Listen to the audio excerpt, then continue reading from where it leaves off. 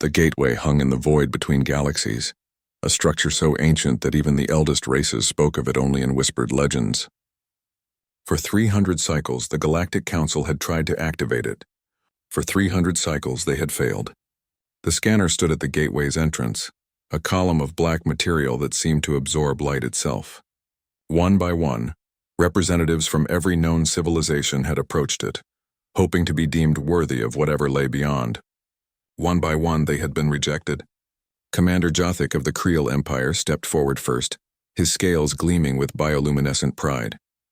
The Creel had conquered 40 star systems through pure military might. Surely strength would be recognized. The scanner hummed. Red light pulsed once. Rejected insufficient complexity. The Vissian Hive Queen approached next, her 1,000 drones moving in perfect synchronization. A species with perfect unity, perfect efficiency, perfect order. Rejected. Insufficient variation. The crystalline cheval, beings of pure energy and mathematics, phased into the scanner's proximity. They had calculated the movements of stars, predicted the heat death of the universe itself. Rejected insufficient chaos, species after species tried. The patient Olm, who lived for millennia. The microscopic Nesh, who existed in dimensions beyond 3. The gas-dwelling Vraum, who communicated through quantum entanglement. Each brought their greatest achievement, their defining characteristic, their claim to worthiness. Each was found wanting. Ambassador Liara of the Telwi Council, a species known for their diplomatic prowess, stood before the assembled races. Perhaps the scanner seeks something we cannot provide, she suggested, her voice harmonious and measured. Perhaps we should abandon this endeavor. Or perhaps, a rough voice called out from the back of the chamber, you haven't tried everyone yet. The crowd parted. A human walked forward. Captain Isla Martinez and Dr. James Okonkwo stood together, unremarkable by galactic standards. No scales, no crystalline structure, no hive-mind connection. Their species was young, so young they'd only achieved faster than light travel 2 centuries ago. They were fragile, short-lived, and confined to a mere 12 colony worlds. The humans? Jothic's translator conveyed his disdain perfectly. They barely qualify as spacefaring. They still war amongst themselves.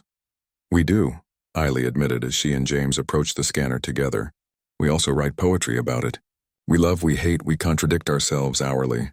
We're terrified of death, but we jump out of perfectly good spacecraft for fun. We're logical enough to split atoms and stupid enough to do it just to see what happens.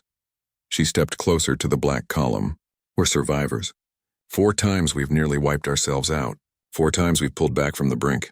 We've been to the bottom of our oceans and the surface of our sun. We've created art that makes us weep and weapons that make us monsters. We're every contradiction you can imagine, wrapped up in a body that's more bacteria than us. Living on a rock that's tried to kill us with ice ages. Plagues and asteroid impacts, the scanner activated. Unlike the simple red pulse of rejection, light flooded through the scanner in waves. Reds and blues, greens and colors that had no name in any language. The column vibrated with a frequency that made the gateway itself resonate. Data streams cascaded through the air, visible to every species present, each in their own perceptual language. The scanner was analyzing, diving deep into the human genome, into the structure of Sarah's neurons, into the contradictions of her species' history. It found their art, savage and beautiful. Their wars, brutal and brief. Their love, fierce and fragile. It found a species that had stared into the void and written songs about it, that had faced extinction and thrown parties, that had split themselves into thousands of cultures, languages, and beliefs, yet still called themselves one species. It found a civilization that had nuclear weapons and nuclear families, that could hate and forgive, that feared the dark but built spacecraft to embrace it, that was intelligent enough to know better but stubborn enough to try anyway. The scanner found contradiction. It found chaos and order. It found complexity and simplicity. It found a species that was simultaneously the universe's greatest hope and its own worst enemy. The light intensified until every being in the chamber had to shield their sensors. Then silence. The scanner spoke in a voice that seemed to come from the gateway itself, translated simultaneously into every language present. Template, life analysis, complete subject, human classification, viable seeders, authorization, granted. The gateway began to open.